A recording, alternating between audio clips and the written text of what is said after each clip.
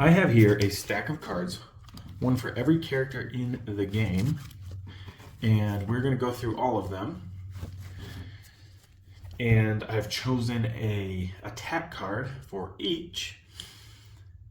And these are all going to be cards, attack cards that define the character or are pretty essential to the deck. And when you think of an attack card from your deck, that's the one you think of. It may not be the strongest, but it always is an attack card in their deck that helps out however they play. So we'll first start with Tomoe, which is a flat 7. And it's obviously a pretty good card, 2 copies. You have to be adjacent to use it. Then we got Fire and Flames from Oda's deck. If you're using your sidekick to use this as an attack, it becomes a 6. So this becomes a 5, but because of your flanking and your ability, it can become a 6. And of course, we got the Ancient Heirloom. You may spend 2 rage to make this card's value a 5 instead, and then you can spend an extra rage to boost it. So it can get up to like 8, I believe, if I'm remembering correctly. Now, you could have chosen another one, maybe even a Huntsman card for Little Red, but I chose this one because it keeps this card in your hand and works as a pass almost, as you can put this card back in your hand after you attack. Then we got My Kingdom for a Horse. The line effect is gain 2 actions, and it's a 5 attack, so that's always just pretty good, and a possible 2 actions.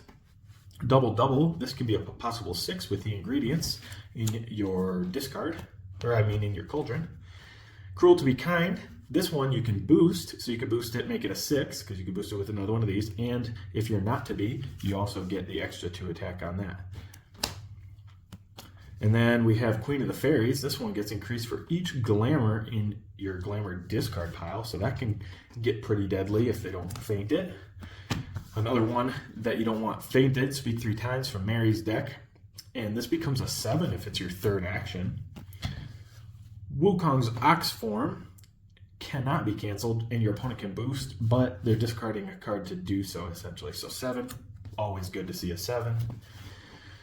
And then for Achilles, I chose this one. You might choose a Patroclus card, but I chose this because it's playable for if Patroclus is dead or not, because it becomes a 6 if he's dead, and if not, you're gaining an action. Then I chose this one for Yananga, Surprise Volley, because immediately you can return an archer, or if you don't gain an action. So that's always nice to gain an action, or have another archer. And then Ragnarok for Loki, obviously, because it's +3 to this card's value for each trick in your opponent's hand, and you can see how many tricks are in their hand at +3 is quite significant. And the fact that it can't be canceled is pretty crazy too. Then we got, for Blackbeard, you could choose a few other cards, but this one deals 3 damage to an opposing fighter if they don't pay 2 doubloons, and you can usually dictate that and deal them the 3 damage. So that's pretty sweet. There's a few other cards you might have chose for him. Then we got Hera's Curiosity from Pandora's deck. This is +1 to this card's value for each revealed misery, so that can really get up there as well. And then looking at your opponent's hand is pretty sweet. The More They Struggle, it's a 0, but the value of this card is equal to twice the printed value of your opponent, so you're always getting over unless it's fainted. Then we got the 5 from Annie Christmas's deck. And you can deal her damage, and then she draws that many cards, and then with her ability, she's gaining extra attack value on her cards if her health is lower. So that can be pretty deadly. Speaking of deadly, we got the Death Ray. And you can discharge both your coils to make this value a 7. So 7, nothing to laugh at. So and there's 3 copies in the deck. Then we just got a flat 5. But remembering his ability that he gains additional attack point value if he starts adjacent. So this possibly could be a 7. And then we got Energizing Spray from Jill's deck. And it just gains action. There's one other card I might have chosen other than this, but I like to gain action. And a flat 5 is always good, even if it gets fainted, because you're dealing damage still. Snicker Snack, you got to go with Snicker Snack for Alice. There's only 1 copy, but you get to look at your opponent's hand if you won the combat, and with her +2 on being big, this is a possible 5. So you're most likely able to get that and discard a card as well and get some hand knowledge. And of course for Arthur, we got Excalibur. And the fact that you can boost it and it can't be fainted is nice. And that it's a 6 and you can get it back again is pretty cool with a scheme card. And then, of course, Gaze of Stone at 2 is not great, but it's that threat that it's always out there and can deal 8 damage after and a possible 10 if undefended. And then I chose this for Sinbad. I think it's his most important voyage. You might think it's Voyage Home, but I think it's this one. Now, if you could Voyage Home and get this twice, that's great. But I think your opponent discarding a random card is probably his best attack. Bigfoot, flat 6, self-explanatory. Robin Hood, you could have chose like his 5 or something, but this is way better, and it's an outlaw card though, and you just ignore the value and cancel the effects of an opponent's card. And there's 4 copies of that sucker in the deck. And then for Genie, I chose I'm Freed. All his cards have to be played in conjunction with each other to really get good effects off of, but placing Genie in an empty space and dealing a damage to each adjacent fighter lets you continue to chase them even if they move away. And that's what he's doing anyway, chaining combos from his wishes. Then we got Harry Houdini's Big Reveal. You may boost this card twice. If you boost this twice, it could be a 4, 5, 6, 7, 8, 9. It could be a 9. And you can return one of them to your hand. And you get the boost effect if you used one with a boost effect, like a draw, for example. Pretty sweet there. Getting into Cobble and Fog here, we got a 5 Forever Hide. Obviously, you go with this one because it's +2 to this card's value for each discarded Jekyll card. Then we got the Service Revolver. Could have chose a different 5 from Sherlock's deck, but Dr. Watson being ranged and having a 5 is better to me than being able to move away after. And then Dracula, one of the coolest characters in the game, a 6 and +1 for each discarded card. That is incredible. Then we got Slip Away. I chose this one. You could have chose a few others, obviously, but I chose this one because you get to get in and run away, and you get to place yourself on a fog after, so it's safe in that way. And then this is the Jeet that I chose because it's a random discard, and discard is just great and unmatched. So you can recursion this with many different cards like Be Like Water and his Scheme. And then for Muldoon, we got They Should All Be Destroyed. This one's +1 to the attack. For each trap token adjacent to the opposing fighter, you can at least get this to a 5, if not a 6 or 7, if they're not careful with placement. For the Raptors, I went and I chose Clever Girl. Again, a few others you could have chose.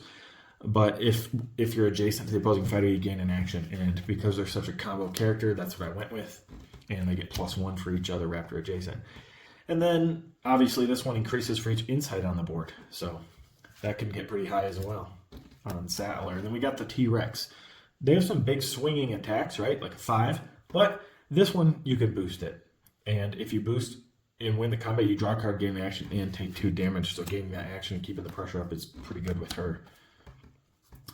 And then we got Geralt here. And his is deal 2 damage to the opposing fighter and 1 damage to each other fighter adjacent to Geralt. I think it's good for the ping damage, and because it's a 0, you're just throwing it out and they feel like they have to defend anyway, and they're going to take 2 damage regardless, unless they feint it. And so it's a 0 and unassuming, but obnoxious if it gets played against you and you use the big defense. Okay, Channel the Source from Series deck. This is +2 to this card's value for each source you discard. Source card with a symbol.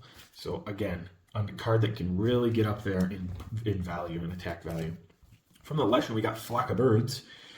It's a 5, so that's always great, and you can place Leshen in any space and run away. But remember the ability on the second attack. If this was the card you played on second attack, this is an 8 because it's +3. For Philippa, again, I think this is probably the best choice. If the opposing fighter is a hero, this card's value is 6. A 6 is just a great card, and I think it's better than her Owl form, for example. Even though you get to discard and can redraw with your ability and stuff, I think that this is the safer bet than the Owl form. All right, Yenny and Triss. I chose the Yennefer card 7 because it can be canceled. Your opponent may discard 2 cards to ignore the value, but if your opponent discards 2 cards, that stinks for them too, even if they don't take damage. That's really bad to discard 2 cards. Okay, Backhand from Aridin. your opponent puts one random card from their hand on top of their deck. But if you're enraged, they discard it instead. Again, discarding is great. A 4, solid attack. Getting into the Marvel stuff, we got the Devil of Hell's Kitchen. Obviously, you got to choose this one because it's the recursion and shuffling back with your tiny deck, and it becomes an 8 if you have no cards. If you have no cards in your deck. Then the World's Greatest Assassin. It's a 4. You could have chosen a few different ones. He's got a lot of poking cards in conditional ones, but this one is, if you already won the combat this turn, ignore the value. To ignore the value and to be a 4 is pretty insane. And because you don't have to move and you can use your ability to shoot first and then attack with this card, I think it's pretty good.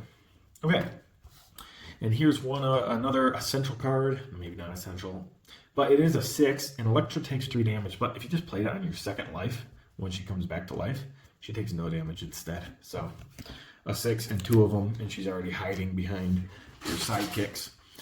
And then for Moon Knight, there's a few options you could choose also.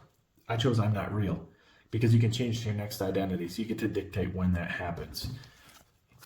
And it can be a plus when he's Khonshu, right? So you can add on to that 4. This is pretty obvious for Luke Cage. He has Sweet Christmas, which is a 6 value attack, but this one is just great because there's 2 copies, and if you win the combat, you choose 2 cards in your discard pile and shuffle them into your deck. Recursion's great, and choosing which cards is even better. All right, Blaze of Glory from Ghost Rider. Spend any amount of Hellfire, deal that much damage to each fighter in Ghost Rider zone. So you can get rid of sidekicks, you can deal that much damage to heroes, and 5 damage is a lot. I believe he has 5 Hellfire, if I'm not mistaken. And then the Savage She-Hulk, you may spend an additional action to make this card's value 9 instead, in conjunction with her schemes. And just the fact that if they end next to you, you can threaten this 9 is insane. Bolts of Balthak from Doctor Strange's deck, and Wong can also use it. You can blind boost this card. If you won the combat, gain an action. So gain action and blind boost, pretty good. So it can get up there in value, and you keep pressure on, which he doesn't necessarily need to do with his recursioning. But anyway, Swinging Kick from Spider-Man. It can also be a +1 with one of his schemes, so it could be a 7, and you get to move the opposing fighter away after you kick them in the head. And there's 3 copies of that in your deck, 3 6s. Speaking of 6s, we got Without Remorse. Now, the negative effect with the star there is your opponent may draw a card, but that's not too bad if you get a good value out of that 6, and there's 3 copies of that in the deck. Then we got Widow's Bite. Again, could have chose a few others, but if you won the combat, your opponent discards a card. Discard. You might notice I like discard. I think it's one of the better effects that can happen in this game anyway. And 3 copies, not bad, and a 4 getting over isn't bad either. Black Panther. Analyze and adjust. After combat, reveal the top card of your opponent's deck and store it in your Vibranium suit. Well, it's nice to just steal a card. There's no conditional unless it gets fainted. You just reveal, take it. 3 of them in the deck. So that means 3 cards for your Vibranium suit. Miss Marvel, a little conditional, but during combat, if she shares no zones with the opposing fighter, you may boost this card. So with her ability and just positioning, you can boost this up. I believe you can boost it to an 8. All right, Squirrel Girl here. It's a 1, kick butts. During combat, increase the value of this card by +1 for each squirrel adjacent to the opposing fighter. 3 copies. And it's hard to get off, just like all of her cards, because her squirrels are literally so squishy. But it's got to be one of her better attack cards if it goes through. Commanding Impact I chose.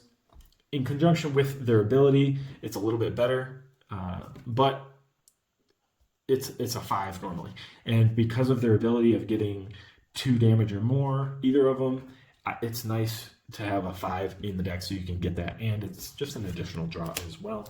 And then last but not least, Deadpool is a 5, and I'm serious about this one. After combat, deal 1 damage to the opposing fighter if you own the Unmatched Deadpool set. So most of the time you're going to own the Unmatched Deadpool set, and you can deal that damage. So it can pretty much become a 6. Anyway, that is all the cards here for Unmatched that are out currently, and what I think their best attack card in their deck is. And that might vary, and some are pretty even. But essentially, those are the attack cards that I think are key cards and best cards for their particular decks. Tell me which one you think in the comments below I got wrong, if you think a different card would replace one that I have, and if you want me to do schemes or defenses or anything like that, let me know. I'll do a video on that next.